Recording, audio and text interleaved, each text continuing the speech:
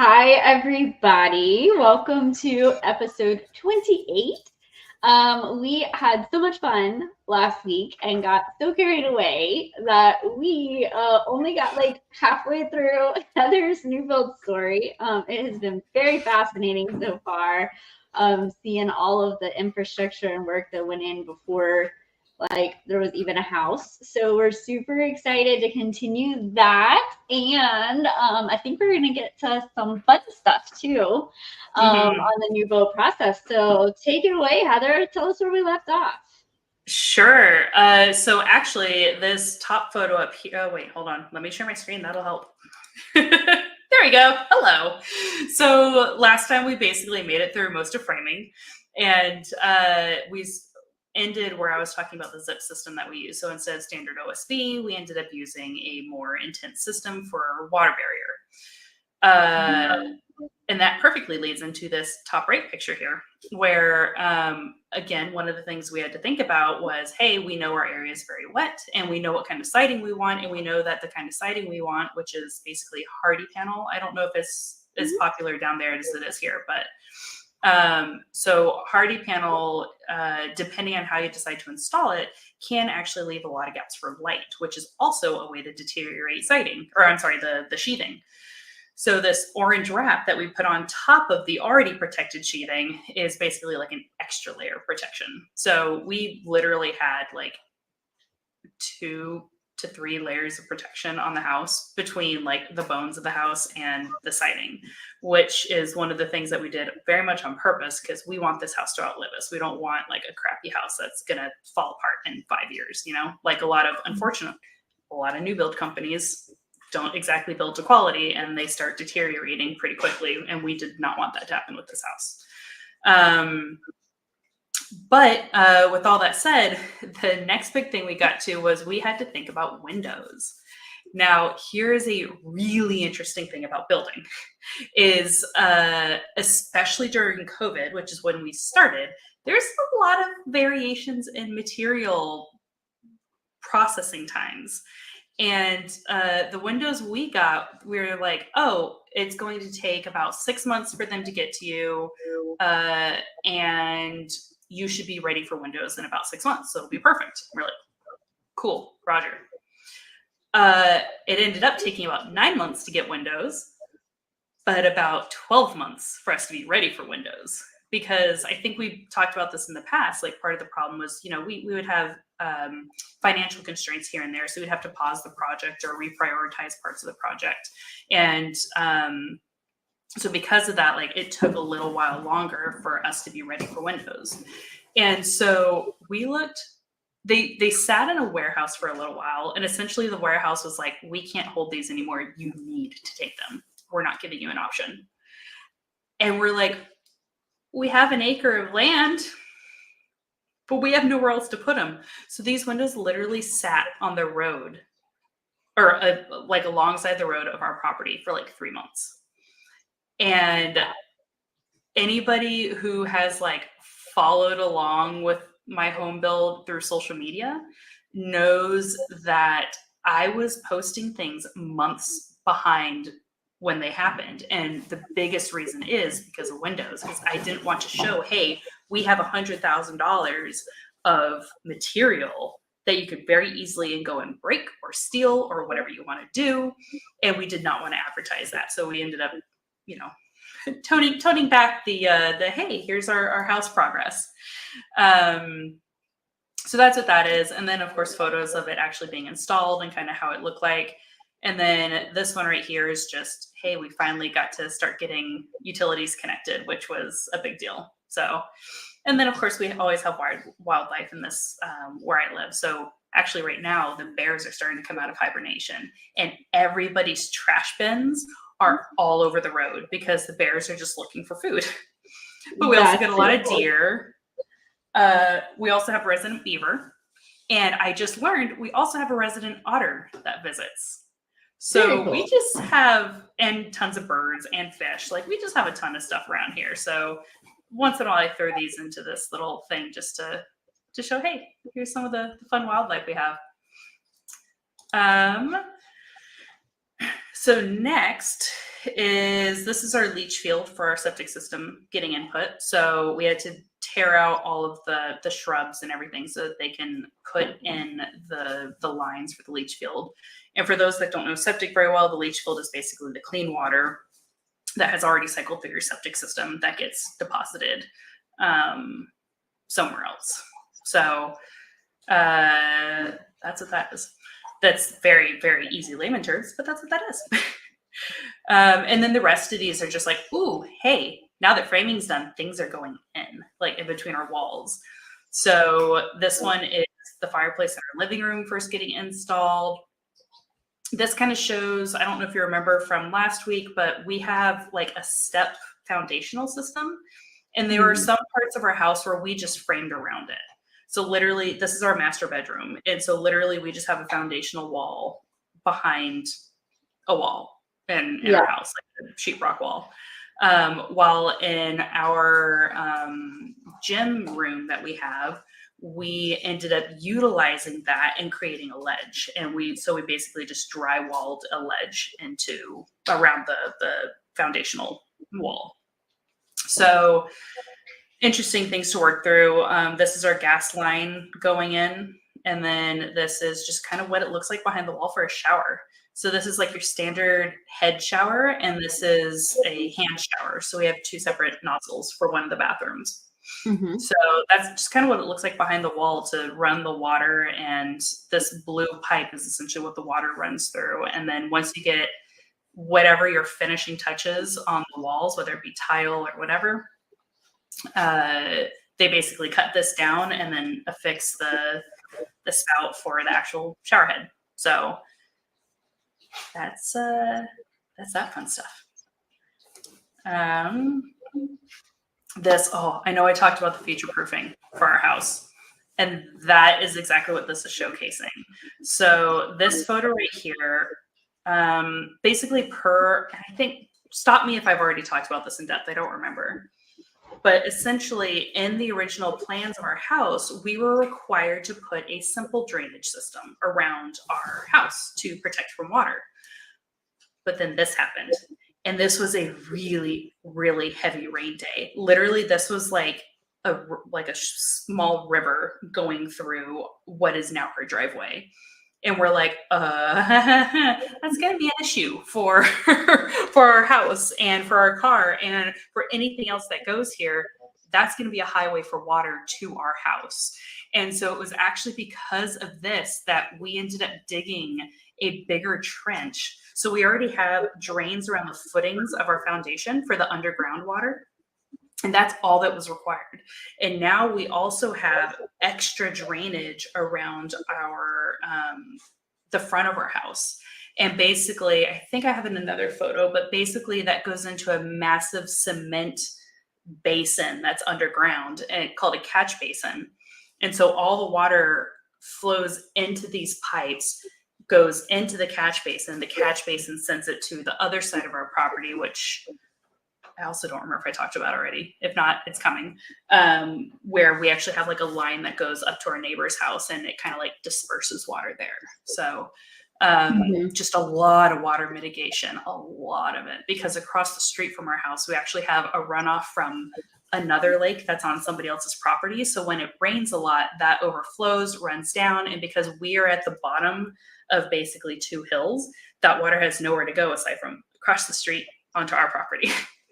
So it's really interesting things, like as you're building, you'll see problems come up and you're like, okay, do I have the money to like go through and like mitigate this issue somehow? Or is there anything else I can do to, make this not a long-term problem? So that was the big interesting one. And we had to stop construction a couple times because of snow. It's this one.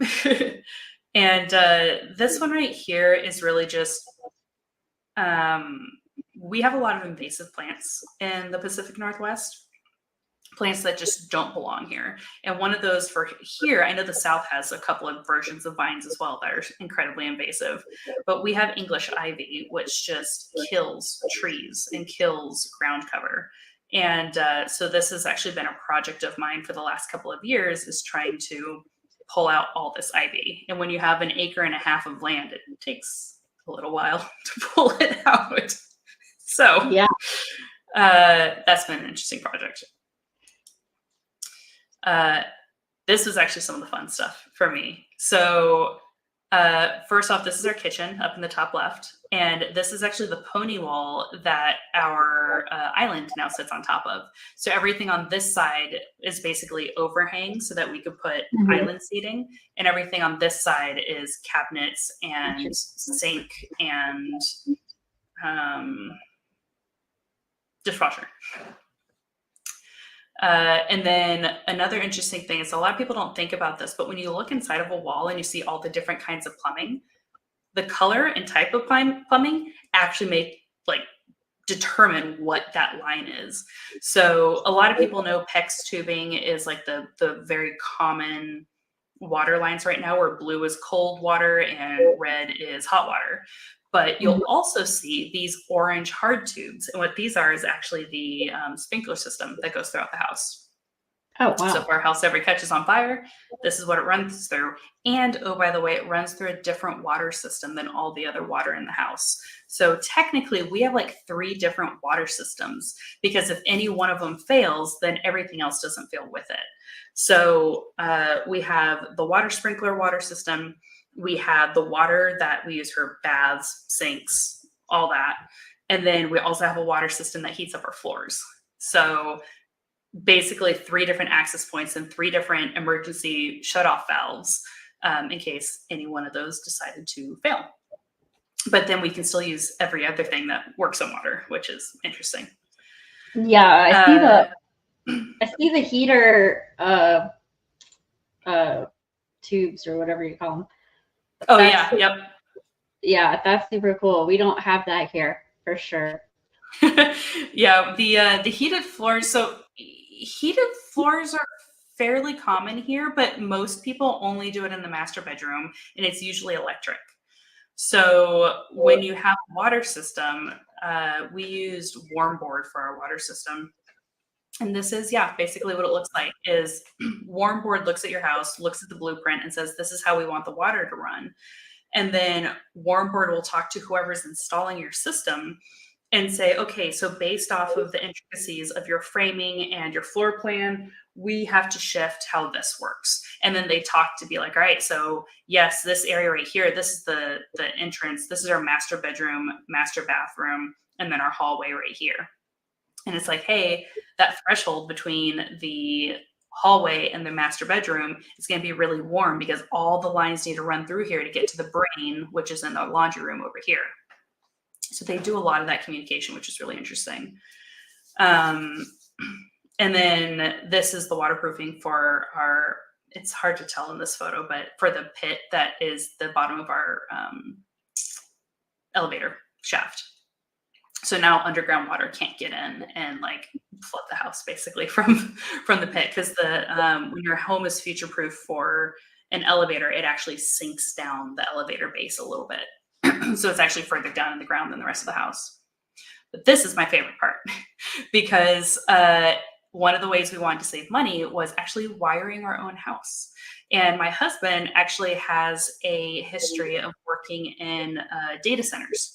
So he had to learn a lot of the basics of wiring things and making things work. So we basically did all of the low voltage in our house. And for us, that basically turned into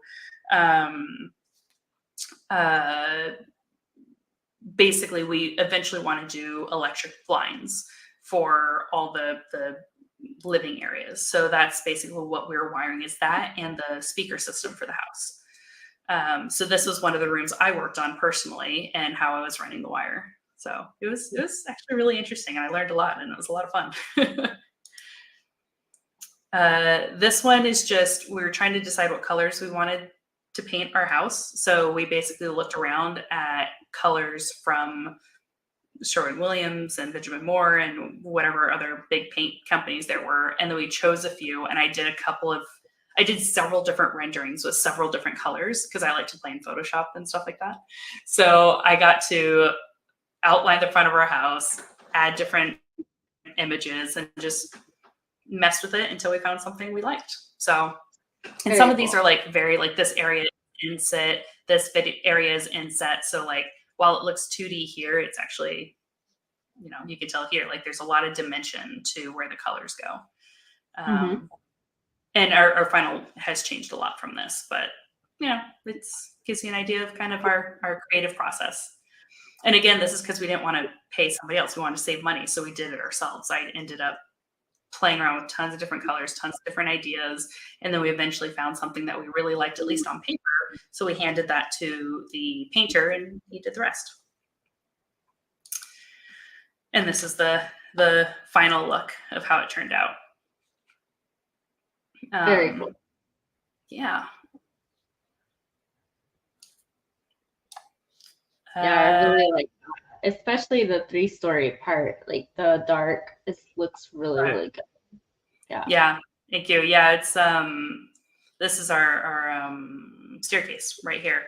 And we're just like, okay, how can we break this apart? And we just decided to do it by the top of the garage. And then back here is really hard to tell in this image, but basically all of this section is a lighter color, and then this is basically an L of the darker color. Yeah, it's very cool. Yeah. This is just insulation going in. What's really interesting is we actually had to argue with our insulation people to say, no, we want every single wall insulated. I don't care if it was a bathroom, a closet, a bedroom, we want everything insulated. Because apparently that's not normal. People will always be like, no, I don't want my bathroom insulated. And I'm like, well, this right here is our powder room. We don't want people sitting in our living room to hear the people in the powder room taking a dump. Like, why? So that was really interesting. And then there's also different kinds of insulation. So we did a natural wool, I think, based, or stone, ground stone, something like that based insulation.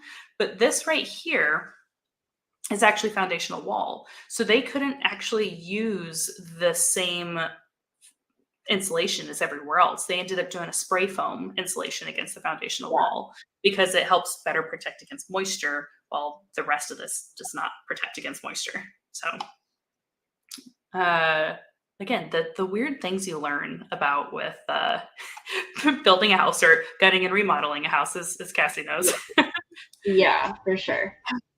I know more than I ever wanted to know. I can tell you that. Oh yeah, I believe it. And now this is the real fun part, is we started looking at a lot of the finishing touches. So what's interesting is I talked to a lot of people who are like, where do you start? There's so many things to think about. Where do you start? And honestly, the very first thing we did was we picked our hardwood floors, just because that just happened to be what we picked first. So what we would do is we would take a sample of our hardwood floors and compare it to everything. And that's how, so this is a sample of our hardwood floor here.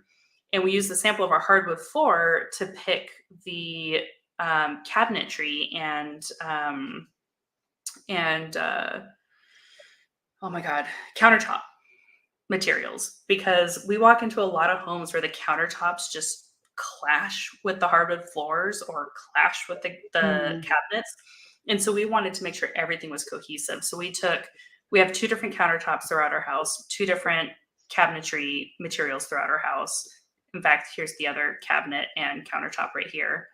And then our hardwood floor. So debating, when we were trying to pick the tile we wanted for our bathrooms, we chose it depending on what it was going to be up against. So in this case, this is our entryway tile.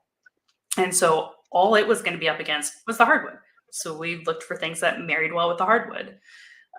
In this case, this is the stone that we wanted for our guest bathroom. And so we brought the materials that was going to go into our guest bathroom and looked what would fit. And that's what we did for every little bit. But this stone right here is my favorite. We ended up putting this in our master bathroom because it's just a really cool, really cool. All of this is porcelain tile, in our opinion. So yeah, that is very cool. Yeah. So that's kind of the basics of how we started choosing that. And then from there, did I put it in? Hold on. I'm going to see if I put something in before I tell the story. I did not. So what's really cool is this particular place put in, it showed you the importance of grouting. And so it shows the exact same tile, but put a gold grout, a black grout, and a white grout. And they all looked like completely different stones. Mm-hmm. And so what we decided to do was we decided to do complementary colors for everything. So like this one has a blue grouting, this one has a blue grouting, this one has a brown grouting, this one has white, this one has black, so on and so forth. But there are a lot of people who are like, hey, I don't want the blue. I want white. Like I want it to be a statement piece, or I want black because I want it to be a statement piece. And we just decided not to go that route. And then drywall. Hooray. We have walls. This is huge for us because we could no longer look from one side of the house to the other. Like we actually had walls, which is really cool. So this is that ledge I was talking about in our gym where we just decided to drywall around the foundational wall from the step foundation. And then this one's my office where I'm sitting now, which is also up here in this photo. This is also my office right here. And then, yeah, the look at our living room. So that was a huge one. Just not being able to see through the walls anymore was really, really, really cool. And then here's all the bathrooms going together. We had chosen the tile. Now it's about inputting it. So this is one of our guest bathrooms. This is our entryway right here. This is our master shower getting put together with that one blue stone. And we have, I don't know if I mentioned this, but we decided to do a steam shower. So we had to do a drop ceiling so that we could slope it so that the water, as the steam comes up, instead of dripping back down, goes towards the wall and drips down. Mm-hmm. Yeah. Here's another guest bedroom right here. And this is basically what is behind this wall right here. Okay. So this is all the waterproofing. And there's a lot more under a shower than most people think. But this is like all of the, think of it kind of like drywall for, it's not drywall, but think of it as like the drywall for a bathroom. Instead of using typical drywall, you're using a waterproof. And then the stone goes on top of that. And then you got all the spacers and everything. So it's really cool watching the process. And then the next big thing is our kitchen started getting put together. So we have our kitchen going in here, again with the island here. Our doors got delivered, so that was fun. And then this is a little later in the process where right here we have part of a countertop. Right here, the entire island is put together. And then our fridge and freezer, which are built-ins, were just installed. And now we're waiting on the panels so that we can, actually use them. But yeah, so it was really cool just seeing like things piece by piece, seeing the cabinets go in, and then seeing the finishing touches go in, and then the countertops and the appliances. It was just a fun part of the process because you got to see your vision, your individual visions that you chose by little samples, all of a sudden getting put together on a bigger scale, which is so exciting to see that. And then more just working on it. So hardwood floor was getting installed then. All of our railings were getting installed. Paint was being done. Again, all the tile was getting finished up. So instead of the spacers, you actually had all the grouting in. This is our garage. We painted it a different color so that it doesn't show the dust and smog and wear and tear that a typical garage sees. So this is just like little bits of all the finishing touches. So this is our master bedroom. And it's like, wow, our master bedroom looks like it's almost ready. This is awesome. We just need to take the protective covering off the floor. This is my office again. It's really, again, just so cool seeing all the little things. They're like, I have a vision. I don't know if it's going to work. And then actually seeing it all work. And again, we started finally being able to move in because everything was done. So this is another view of our master bathroom. This is our existing couch in the living room. And then we're like, wow, this looks stupid small in here, even though it was massively oversized for the tiny condo that we lived in before the house. So just kind of putting in things. And we got IKEA shelves, and I just built all of them out single-handedly, or almost single-handedly. I had a friend help with one of them. and just like literally just things are getting put together. Our bedroom, we finally have a bed. It was amazing. Like being able to sleep in there for the first night was fabulous. And yeah, that's actually all the photos I have. I, for some reason, have not taken like a finished interior photos yet. I don't know why I haven't. I just haven't. I think it's because I feel like we're in a constant state of like still figuring things out, because I think I mentioned before, we moved from a 600 square foot condo into a 4,500 square foot house. Like, Wow. we're just in a constant state of too empty or too messy. Yeah. So that's, I think, one of the main reasons I haven't really taken any yet. But what's also kind of fun is we technically moved in before all of our stuff was finished. So we basically said, do we have a toilet? As of 2 hours ago, yes. Okay, we're gonna sleep in our own house tonight. Yeah, I hear you. Well, that was a long time coming, because so from the time that I guess, like the first thing happened to the time that you guys moved in was 2.5 years. Is that right? From the point of building the land, or I'm sorry, buying the land to actually moving into the house was, yeah, about 2.5 years. We bought it in February of 2021 and moved in October, I think, of 2023. Yeah. So Very cool. yeah, it was a lot, but hey, you learn a hell of a lot. And what's really interesting, and I wonder if you have this same thought process, is holy crap, does building a house or remodeling a house help a lot with our clients in real estate? Like, we can do so much justice for our clients just because we know how houses work. We know what they look like. We have an understanding of build quality and material quality. It's so fascinating.